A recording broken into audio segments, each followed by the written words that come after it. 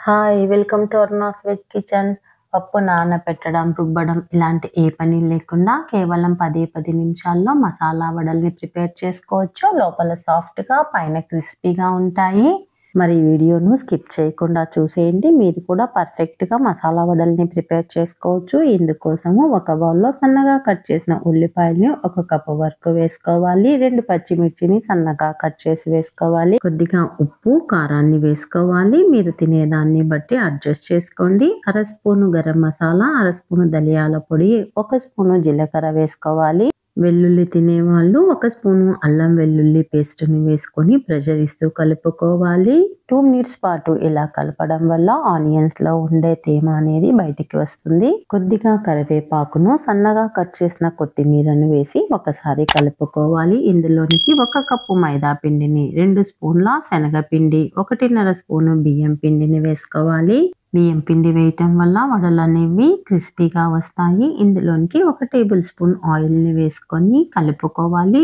ఫస్టే వాటర్‌ని యాడ్ చేయకూడదు. అన్నీ కలిసే విధంగా కలుపుకున్న తర్వాత కొద్దిగా వాటర్‌ని యాడ్ చేస్తూ వడలకు పిండిని ఏ విధంగా అయితే రుబ్బుకుంటామో ఆ కన్సిస్టెన్సీలో కలుపుకోవాలి. కలుపుకున్న తర్వాత మూత పెట్టి 5 నిమిషాల పాటు పక్కనుంచుకోవాలి. టైం లేదు అనుకుంటే వెంటనే కూడా చేసుకోవచ్చు. పిండి చేతికి అంటుకోకుండా ఉండడం కోసము అరచేతిలో కొద్దిగా ఆయిల్‌ని అప్లై చేసుకోవాలి. కొద్దిగా పిండిని తీసుకొని అరచేతిలో ఉంచి రౌండ్‌గా ప్రెస్ చేసుకొని మధ్యలో హోల్డ్ చేసుకోవాలి. వడల సైజ్ అనేది మీ ఇష్టము. మీకు ఏ సైజ్ కావాలి అనుకుంటే ఆ సైజులో చేసుకోండి. నేనైతే చిన్నగా చేస్తున్నాను. స్టవ్ మీద కడాయిని పెట్టి ఆయిల్ హీట్ అయిన తర్వాత ఫ్లేమ్‌ను మీడియంకు అడ్జస్ట్ చేసుకొని ఒత్తి పెట్టుకున్న వడలను అందులోనికి వేసుకోవాలి.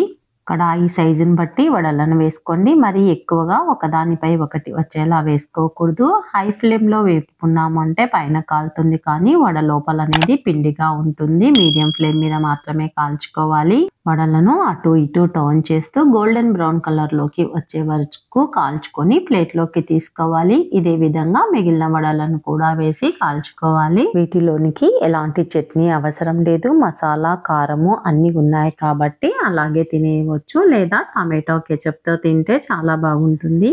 పిల్లలు సాయంకాలము స్కూల్ నుంచి ఇంటికి వచ్చే టైంకు వేడివేడిగా ఇలా మసాలా వడలను చేసి పెట్టామంటే ప్లేట్లు ఖాళీ అయిపోతాయి. మరి నేను చేసిన ఈ వడ రెసిపీ మీకు నచ్చినట్లయితే లైక్ చేసి షేర్ చేయడం మర్చిపోవద్దు. మీరు కూడా ఈ రెసిపీని ట్రై చేయాలి అనుకుంటే డిస్క్రిప్షన్‌లో మెజర్మెంట్స్ ఉంటాయి. చెక్ చేసుకొని వీడియోను ఒకసారి చూసిన తర్వాత స్టెప్ బై స్టెప్ ఫాలో అవుతూ చేసేయండి. ఎలా వచ్చిందో నాకు కామెంట్ చేయండి.